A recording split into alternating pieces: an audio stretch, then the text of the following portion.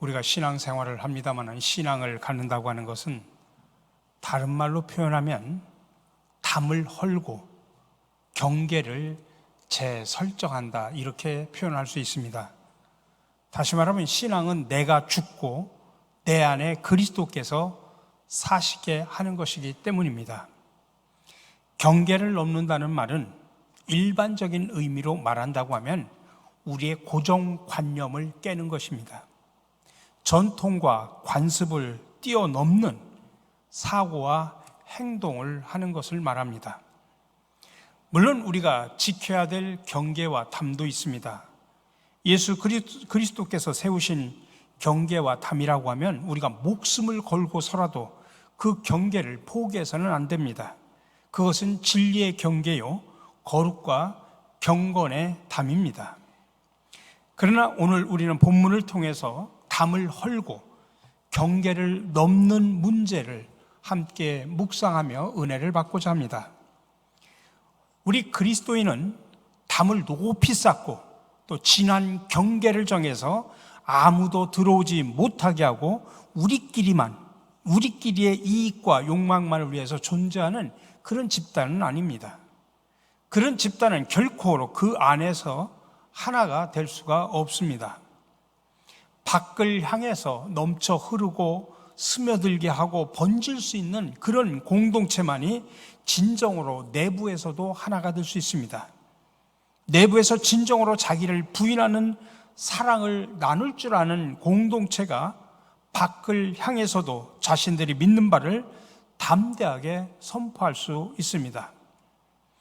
사도행전적 교회의 중요한 특징이 바로 이 경계 넘기입니다.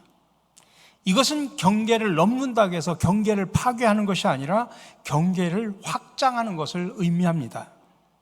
특별히 오늘 본문에서 예수님은 우리에게 5가지 경계를 넘어설 것을 우리에게 강력하게 요구합니다.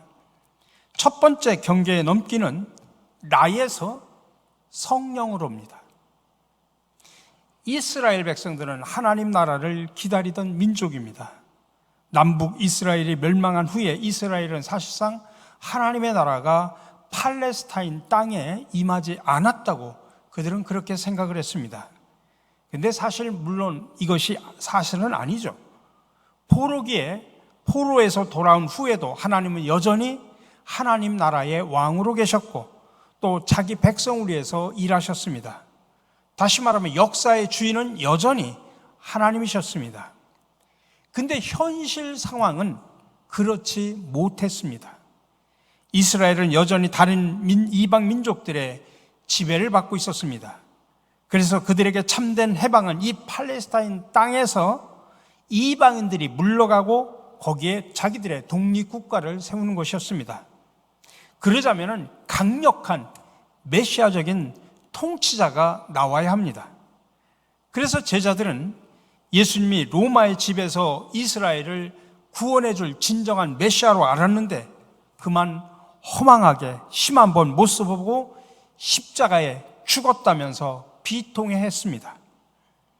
그래서 부활하신 예수님이 그들을 찾아왔을 때 이스라엘의 독립과 예배 회복이 성령이 오시면 이루어지느냐, 그렇게 물은 것입니다.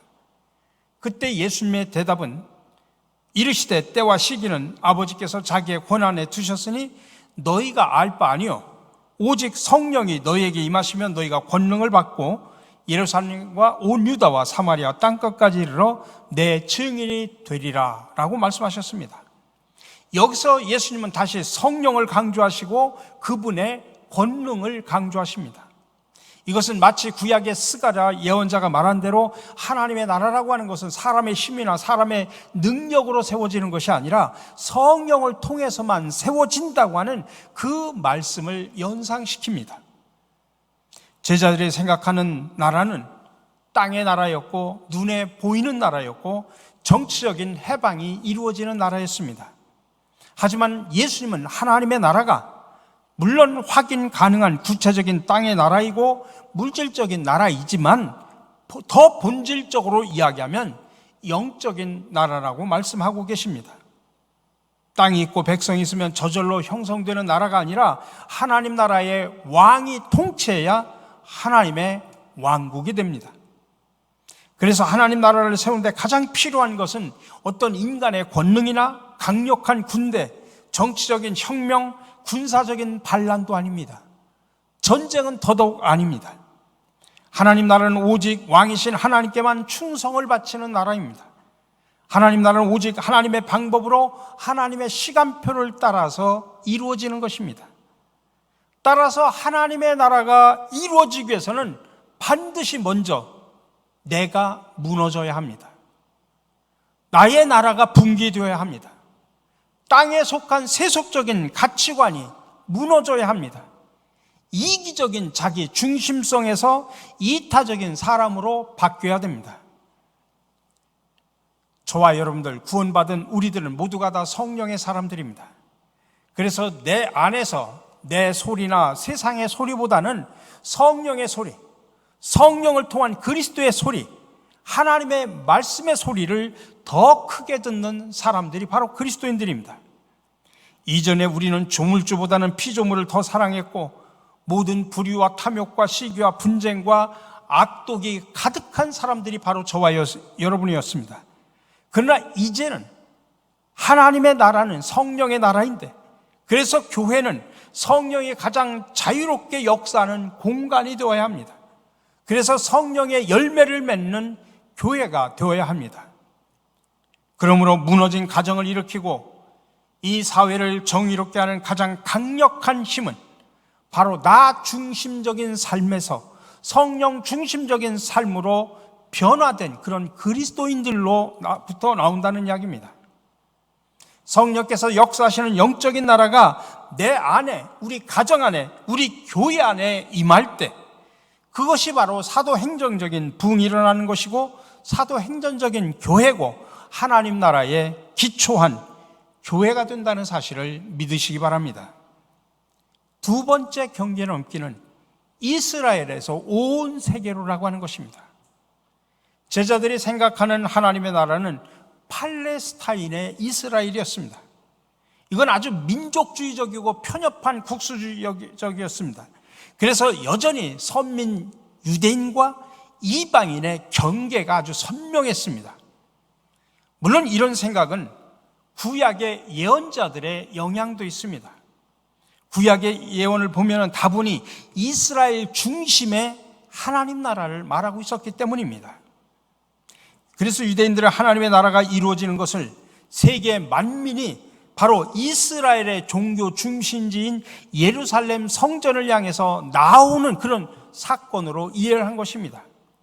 그래서 그들은 거꾸로 세계 속으로 흩어지는 나라에 대해서는 전혀 생각하지를 않았던 것입니다.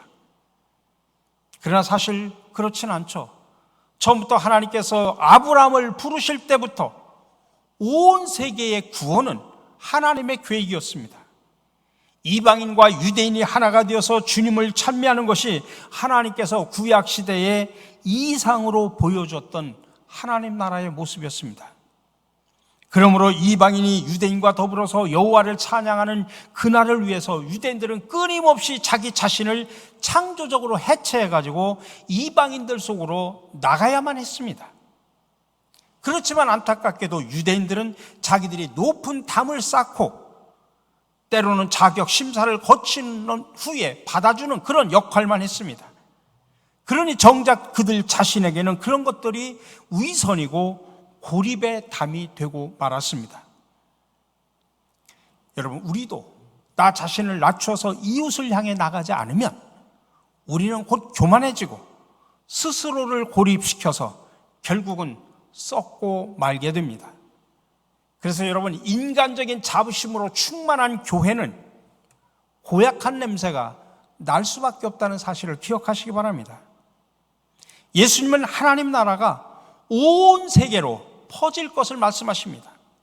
오늘 말씀을 통해서 예루살렘으로부터 복음이 성령의 능력을 받아서 복음이 예루살렘으로부터 시작을 하지만 서로 철천지 원수인 유다와 사마리아를 거쳐서 이방 세계인 땅끝까지 나갈 것으로 이야기를 하고 있습니다.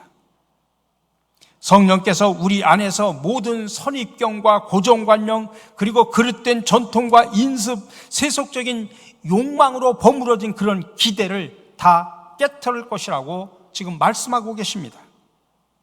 그래서 저와 여러분들은 사랑으로 무장을 해가지고 주님께서 보내시는 곳이면 어디든지 가야 되고, 주님께서 손을 내밀라고 하시면 어디든지 가서 친구로 삼고 이웃으로 삼고 가족으로 삼는 그런 공동체를 만들어 가야 됩니다.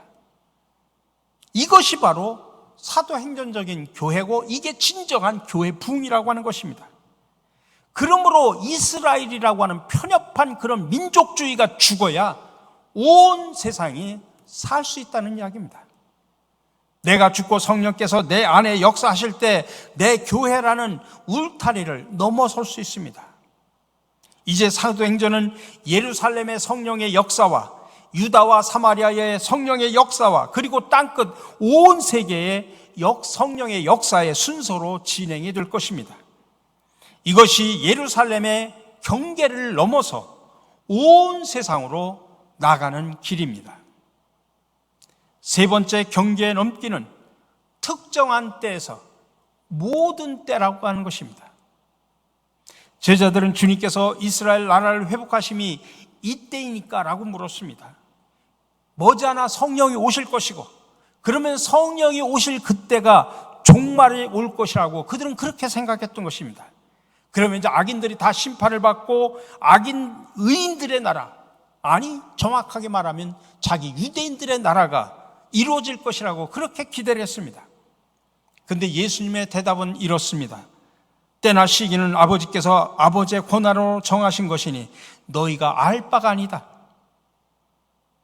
예수님은 공생의 기간에도 분명히 그 때와 기한은 아들인 자기 자신도 모르고 오로지 하나님께만 달려있다라고 가르치셨습니다. 그리고 그래서 그것은 우리가 궁금해할 일이 아니고 캐낸다고 알 수 있는 것도 아니라고 말씀하십니다. 하지만 분명한 것은 가르쳐 주셨습니다. 성령이 임하는 그 시점이 그들이 생각하는 하나님의 나라가 임하는 때는 아니라는 것입니다. 그날은 완성의 날이 아니고 심판의 날도 아닙니다. 그날은 점진적으로 완성이 될 것입니다. 그러니 지금 예수님은 제자들이 생각하고 있는 직선적인 역사관을 이미와 아직이라고 하는 하나님 나라의 모습인 이미와 아직의 과정에 있는 입체적인 역사관으로 지금 바꿔주고 있는 것입니다. 다시 말하면 예수님은 지금 교회라고 하는 것은 순례하는 곳이라고 말하는 것과 마찬가지입니다. 가만히 있어도 시간이 흐르면 그때가 오는 것이 아닙니다. 내가 그 시간을 향해서 순례를 해야만 합니다. 천국 티켓을 얻었다고 안심해서는 안 되고 땅끝까지 복음을 증거하면서 그 시간을 향해서 나가야 하는 것입니다. 동시에 그리스도인은 오늘 이 순간에 내가 완성된다는 생각으로 살아가야 됩니다. 어제의 나가 당연히 오늘의 내가 될 것이라고 그렇게 생각하지 말고 오늘 드려야 될 예배를 드리고 오늘 해야 할 일에 최선을 다하고 오늘 베풀어야 될 사랑을 베풀며 살아야 되는 것입니다. 왜 그렇습니까? 그날은 도적같이 임하기 때문입니다. 이렇게 참다운 신앙은 눈에 보이는 소유를 추구하는 삶이 아니요 시간을 신실하게 살아내는 것이 참된 신앙입니다. 그래서 신앙은 오늘의 시간을 영생의 시간으로 만드는 것입니다. 때나 시기는 아버지께서 아버지의 권한으로 정하신 것이다 라고 하는 예수님의 대답은 우리가 시간 속에 살지만 언제를 묻지 말고 어떻게를 물으면서 살아가라는 이야기입니다. 언제 종말이 올 것이냐 그런 물음을 하지 말고 오늘 우리에게 주어진 나의 삶에 최선을 어떻게 최선을 다하며 사는 것이 중요하다, 이것을 말씀하시는 것입니다. 그러므로 참다운 부흥은 우리 외형이 빨리빨리 그리고 비대하게 성장하는 그런 교회가 아니라 모두가 함께 우리가 존재 자체를 추구하면서 하나님의 질적인 시간을 살아내는 것입니다. 세상의 시간표를 따라서가 아니라 목자신 주님의 인도를 따라서 걷는 일입니다. 주일만이 아니라 교회에서 하는 일 할 때만이 아니라 모든 시간을 하나님의 거룩한 시간이 되게 하는 것입니다. 네 번째 경계의 넘기는 하늘에서 땅으로라고 하는 것입니다. 9절에서 말씀하십니다. 이 말씀을 하신 다음에 그가 그들이 보는 앞에서 들려 올라가시니 구름에 쌓여서 보이지 않게 되었다. 지금 예수님은 제자들이 보는 가운데 하늘로 올라가셨습니다. 다시 말하면 하나님의 보좌 우편으로 가신 것입니다. 이제 그곳에서 다시 재림하시는 날까지 이 땅을 다스릴 것입니다. 이 예수님의 승천은 방금 예수님이 하신 말씀을 더 분명하게 해 주었을 것입니다. 하나님의 나라는 이 땅의 정치적인 나라가 아니라 하늘의 영적인 나라임을 알려주는 것입니다. 그러므로 제자들은 이제 저 하늘나라의 가치관을 가지고 살고 저 하늘나라의 권능을 힘입어서 살고 저 하늘나라의 시간을 따라서 살아야 된다라고 가르치는 것입니다. 이제 완성의 시간은 예수님의 재림 때까지 연장이 된 것입니다. 물론 성령은 몇 날이 며칠 되면 오겠지만은 하나님 나라의 궁극적인 완성은 예수님의 재림의 때 이루어지는 것입니다. 근데 지금 제자들을 보면 제자들은 그게 예수님이 말씀하시는 것이 무슨 뜻인지를 모르고 깨닫지를 못해서 망연자실한 표정으로 하늘을 올려보고 있었습니다. 그때 두 천사가 나타나서 이렇게 말합니다. 예수께서 떠나가실 때 그들이 하늘을 쳐다보고 있는데 갑자기 흰옷을 입은 두 사람이 그들 곁에 서서 갈릴리 사람들아 어찌하여 하늘을 쳐다보면서 서 있느냐? 어찌하여 하늘을 쳐다보면서 서 있느냐? 너희를 떠나서 하늘로 올라가신 이 예수는 하늘로 올라가신 것을 너희가 본 그대로 오실 것이다 라고 말하였다. 그렇다면 제자들은 어떻게 해야 됩니까? 주님께서 다시 오실 것이라는 말씀을 믿고 그 시간까지 주님의 명령대로 땅끝까지 이르러 복음을 증거하는 일에 최선을 다해야 됩니다. 근데 지금 천사들은 여기에서 어찌하여 하늘을 쳐다보면서 서 있느냐라고 지금 그들을 책망합니다. 왜 그럴까요? 그것은 무슨 말이냐면 언제까지 신비한 체험에만 머물러 있겠느냐라고 하는 책망이나 마찬가지입니다. 예수님이 하늘로 승천해 갔다고 해서 제자들의 삶이 예수님의 돌보심 때문에 늘 순탄하리라 생각해서는 안 됩니다. 오직 하늘의 행복만을 꿈꾸는 그런 낭만주의가 되어서도 안 된다는 이야기입니다.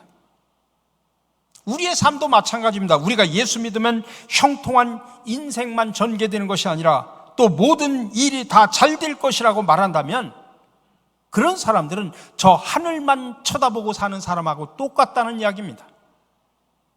우리 가운데 교회만 거룩하고 주일만 거룩하고 교회에서 하는 일만 거룩하고 목회자만 성직자라고 그렇게 생각한다면 그는 하늘만 쳐다보고 살아가는 사람들입니다. 예수님의 영광스러운 승천이 가능한 것은 성령의 역사 때문입니다. 이제 그 성령께서 성도들에게 역사하셔서 이 땅을 영광스럽게 살게 해주실 것입니다. 그러니 어찌하여 하늘을 쳐다보면서 서 있느냐라고 하는 이런 책망은 땅에 두 발을 딛고 살면서 현실에 뿌리 내리는 그런 신앙은 살지 않은 채 자꾸 저 미래의 소망만을 말하는 사람들을 향한 책망이라 이렇게 말할 수 있습니다. 여러분, 이 땅에 이미 와 있는 천국은 상처가 있고 눈물이 있고 실패도 있습니다. 끝내 해명되지 않는 억울함도 있습니다. 우리의 육체적인 한계, 경제적인 한계, 정서적인 한계 때문에 우리 성도들 안에도 상처를 주고 아픔도 주기도 합니다. 그러면서도 그 가운데 하나님의 통치로 말미암아 또 성령의 역사로 말미암아 저 천국에서 누릴 수 있는 기쁨이 존재하는 곳, 그곳이 바로 이 땅의 하나님의 나라입니다. 그리고 우리는 하늘로 올라가시는 것을 너희가 본 그대로 오실 것이라고 하는 그 약속을 가지고 살아가는 사람들입니다. 그러니 천국은 저 하늘에만 있는 것이 아니라 바로 여기 이 땅에도 있다는 이야기입니다. 우리가 누릴 천국은 이 땅의 천국이고 우리가 전파해야 될 천국은 이 땅의 천국과 완성될 미래 천국을 전파해야 되는 것입니다. 이제 그러니 제자들이 해야 할 일은 저 하늘의 천국을 소망하면서 이 땅의 천국을 누리며 살아가는 것입니다. 마지막으로 5번째 경계 넘기는 갈릴리에서 온 땅으로라는 것입니다. 오늘 우리가 마지막으로 주목할 것은 11절에 갈릴리 사람들아 라고 부르는 대목입니다. 천사들이 나타나서 야 제자들아 사도들아 이렇게 부를 수도 있었습니다. 그들이 제자들이었고 사도들이었기 때문에. 근데 갈릴리 사람들아 라고 부릅니다. 이렇게 지역 이름을 가지고 사람을 호칭한 예는 여기밖에 없습니다. 이 말은 무슨 말이냐면 저를 부를 때 야 광수야 또는 이광수 목사님 이렇게 부르는 게 아니라 충청도 사람아 이렇게 부르는 거하고 똑같습니다. 여러분 갈릴리는 어떤 곳이냐? 당시의 메시아 운동, 반 로마 투쟁이 활발했던 아주 반골의 고장이 갈릴리입니다. 예수님이 갈릴리 나사렛 출신이라는 말을 듣고 나다나엘은 뭐라고 이야기하냐면 갈릴리 나사렛에서 무슨 선한 것이 나오겠느냐라는 그런 반문을 하기도 했습니다. 물론 성경 어디에도 갈릴리에서 선한 것이 나온다 또는 심지어는 전 세계를 회복시킬 인물이 갈릴리에서 나온다 그렇게 말한 것은 없습니다. 근데 이제 하나님은 이 갈릴리 촌놈들을 데리고 전 세계를 하나님의 나라로 바꾸는 일을 시작하시겠다고 하는 뜻이 이 속에 담겨져 있습니다. 이 촌놈들에게 시작한 복음이 온갖 지역적인, 민족적인, 제의적인 차별과 소외탐을 돌파해가지고 땅끝까지 이 평화의 복음이 퍼져나갈 것이라고 하는 정말 그때 당시는 도무지 믿기지 않는 그런 말씀을 하신 겁니다. 전 세계를 변화시킬 복음은 그때 당시 힘을 가지고 있는 제국의 중심인 로마가 아니고 또 종교의 중심지인 예루살렘도 아니라는 이야기입니다. 복음은 바로 이 갈릴리에서 예수를 만나고 예수를 경험하고 예수의 말씀을 받아 이해한 자들을 통해서 복음이 확장될 것이라는 이야기입니다. 예수의 복음에 사로잡힌 사람에게 성령이 임하시면 갈릴리라고 하는 지역적인 경계를 넘어 온 땅으로 퍼질 것이다라는 말씀입니다. 우리 사랑하는 성도 여러분, 오늘 주님은 우리에게 성령의 능력을 힘입어 벽을 허물고 경계를 넘어서라고 말씀하십니다. 그것은 5가지입니다. 첫 번째, 나 혹은 물질의 경계를 넘어서 성령을 의지할 것을 요구하고 계십니다. 두 번째로는 팔레스타인이라고 하는 지역적인 이스라엘이라고 하는 좁은 경계를 넘어서 세계 인류로 나아갈 것을 요구하십니다. 그리고 세 번째로는 특정한 때에 대한 관심을 넘어서 모든 때를 소중하게 여기라는 말씀입니다. 그리고 네 번째로는 하늘만 바라보는 그런 신비한 종교가 아니라 땅을 소중히 여기며 이 땅 속에서 최선을 다하며 살라는 그런 말씀입니다. 마지막 5번째로는 갈릴리라고 하는 경계를 넘어서 온 세상으로 나가야 된다고 하는 것입니다. 여러분, 이렇게 복음은 나의 한계를 인정하는 것입니다. 그리고 그 한계를 성령의 능력으로 극복하게 하십니다. 그래서 내 한계를 스스로 감춰보려고 만든 온갖 경계를 허물고 넘게 하십니다. 그러므로 시간이 흐를수록 오늘보다 더 훨씬 많은 장벽이 허물어지고 훨씬 더 넓게 주님이 역사하시는 것을 볼 줄 아는 지혜롭고 성령이 충만한 우리 모든 성도와 우리 교회가 되시기를 주님의 이름으로 간절히 축원합니다.